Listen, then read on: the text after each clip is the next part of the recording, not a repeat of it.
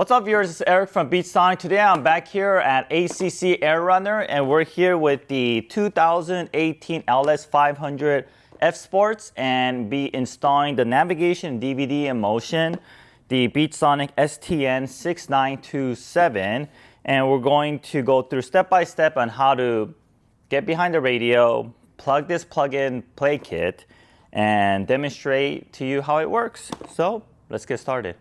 Okay, now that we're in the car, the first thing we want to do is remove this side panel here. Just simply put your hand under here and just pull out. Okay, and once it's out, just put it on the side so you won't scratch it. Step 2 is come over to the driver's side and once again, put your finger in this little gap here and then just pull this towards you, removing the clips and removing this whole panel piece. Okay, next piece that needs to come off is this middle piece over here. This is also just being held by a clip, so get a good hold of this and just pull it towards you. And you'll see that everything will drop down. Just like that. You could just leave it hanging. Okay, and the next step is to remove this piece here. This is the climate control piece. And just pull out from here and just work your way all the way to the left. There we go. Once you have this piece off, carefully remove the connector for your climate control. Alright, the next step is to remove the shift knob. Just turn it counterclockwise, just like that. And then next step is open this glove compartment. And then open this little side pocket here. And this is being held by clips, so we're going to want to pop this out. Okay, just like that. Yeah, make sure to open it. And once you have this removed, just press down on the clip inside and then you could easily remove this. And then unclip these two connectors, actually 4 connectors. And this one. And then you can safely put this on the side. Okay, the next step is to remove these side pieces over here. Should just pop out.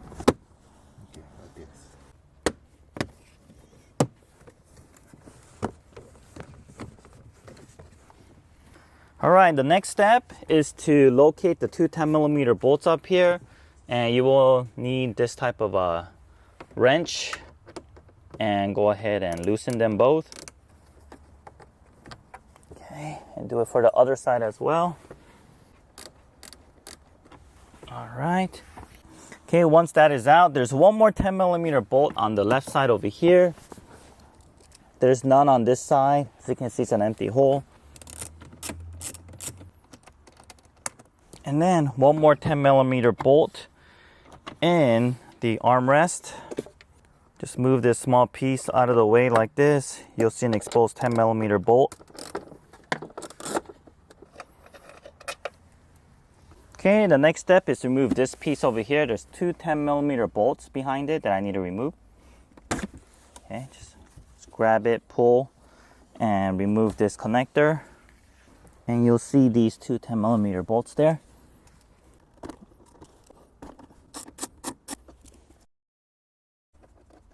Alright, so once that's out, this whole center area is ready to get removed. Okay, and once you bring it out, you'll find that there's a few connectors that needs to be disconnected. 1, 2, and 3. 2, and 3 connectors. And there's also one connector back here as well. Okay, the next step is to remove this middle piece here. I already got the corner removed. You just have to wiggle it out very slowly from down here. It's all just being held by clips. And once you have the first clip removed, the other one should be pretty simple. Just like that. After you remove that, you'll notice that there's two 10mm bolts that are exposed. So in total, there's 4 10mm bolts holding this radio piece. We're going to remove them.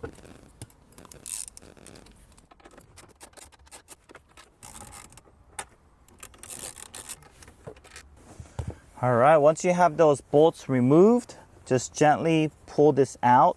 There's also some clips that's holding this panel piece here. Alright, just like that. And then once it is out, let's locate the connectors that we are going to work on.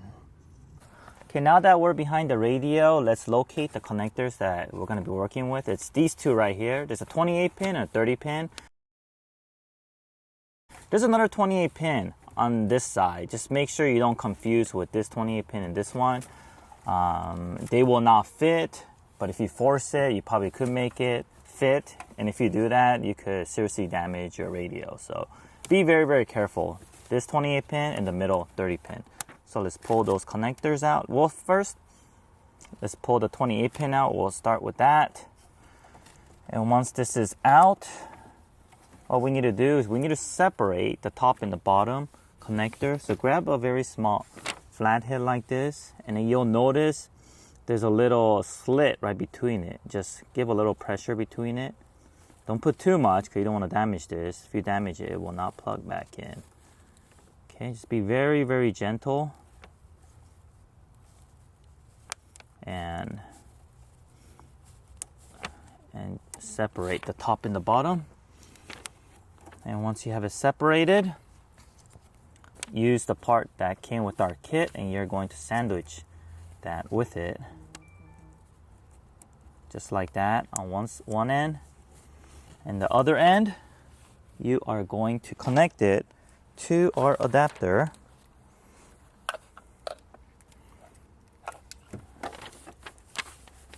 Sandwich it just like that. And once again, nothing is forced. Be very gentle because this is very delicate. Don't want to damage it. And then once you have it lined up perfectly straight, give a little pressure and snap it back in, just like that. Okay. And then the part where we had our kit on, you're going to connect it to our module like this, and the other end you're going to connect it back into the vehicle. And if you need a little bit more wire, you can undo the electric tape, the factory electric tape, to give you a little bit more wire slack because you do not want to pull on these wires. Okay, gives a little bit more slack. And from here, we will connect one side, the other side back into the vehicle.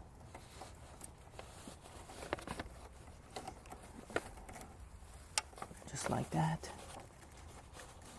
Okay. And then the next connector that we want to work on is the middle connector here. It's 30 pin.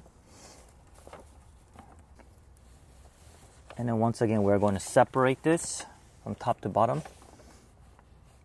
Once again, be very gentle. If you break this connector, you're in big trouble. All right. Once you have it separated like this, you'll find the thinner piece. Grab the thinner piece. And if you look behind it, you'll find 1, 2, 3, 4, 5 wires in there. And starting from the right, it's green, it's an empty slot, and then white, and then black, empty, baby blue, and then blue. So grab the second empty slot from the right. So it's going to be green and then empty slot. And that's the slot you want to focus on. And we are going to insert this wire into there. You only have one shot at this. So make sure you have the right pinhole. If you stick into the wrong one, it's going to be very difficult to remove it again. And that will not be good. So you have one shot at this.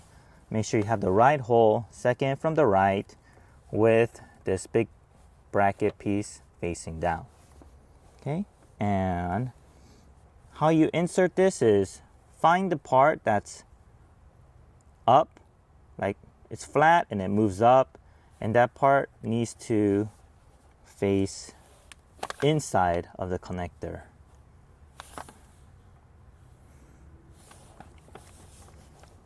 So like this. Okay, and we're gonna go in and it's gonna clip in. Okay, felt that little clip and confirming that it's securely in there.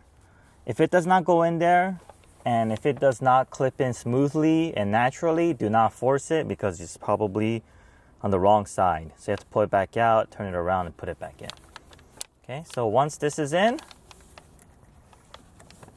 we are going to sandwich this back together. And once again, be very, very gentle. Make sure it's perfectly straight before you put in any pressure. Nothing gets forced. Everything goes back on very easily.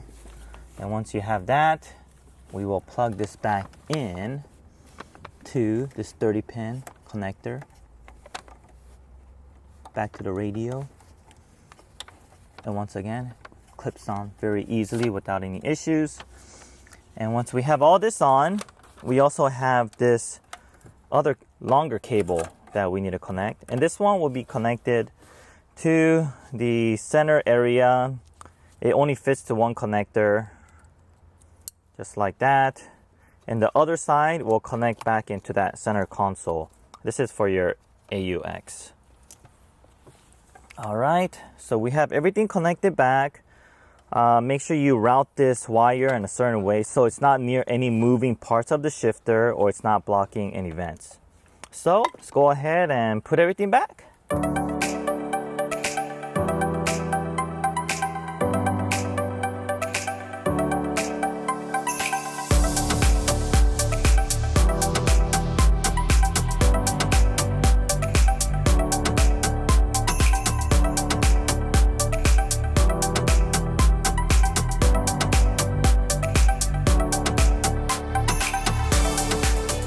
Okay, now that we have completed our installation, put all our panels back together, let me do a demonstration for you guys. Once you get in your car, you turn it on. When you want to engage your bypass, all you have to do is go to your call button and you want to press this 4 times pretty quickly. So 1, 2, 3, 4. You hear that 2 beeps? That means that your bypass is engaged, and this bypass will remain engaged until you turn it off by pressing 4 times again. Or if you turn off your car and turn it back on, it's gonna turn off by itself automatically. So once you're done doing what you wanna do, whether you wanna watch a DVD or you want to control and input address while you're driving, you're done with it, you press 4 times one more time, and then that disengages it. And there's a major difference between this STN device compared to our previous navigation and DVD in motion. STN series, you could actually keep the bypass engaged at all times and it will not affect any of your controls. So your car will continue to move on the map and it will not disable anything. So you could actually keep your navigation and DVD in motion engaged at all times and it won't cause any sort of loss in functionality. So if you want to keep it on all the time, you don't want to press this call button every single time you want to use it, then we could go ahead and go into our setup mode and we could change that so your car is always bypassing everything. So in order to do that, let's first turn off your car. So what you want to do is once the car is off, press and hold the call button, and while pressing and holding that, you want to turn on your car and you'll hear a really long beep. That means that you're in the setup mode. So we'll hold on to this, turn on the car.